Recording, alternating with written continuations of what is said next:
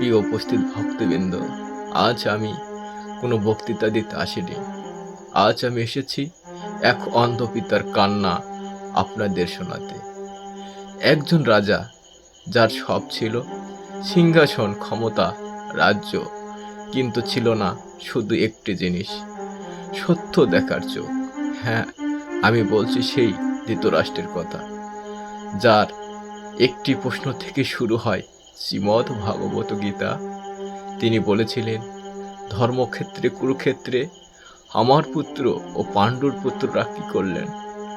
শুধু গৌর ভক্তবৃন্দ, এই একটি প্রশ্ন শুধু একটি প্রশ্নই নয়, না, এটি একটি আর্তনাদ, একটি ভাঙ্গা হৃদয়ের চিৎকার।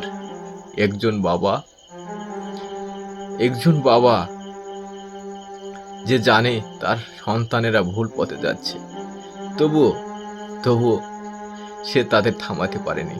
কেন? কারণ সে ছিল আমার শব্দে বন্দী।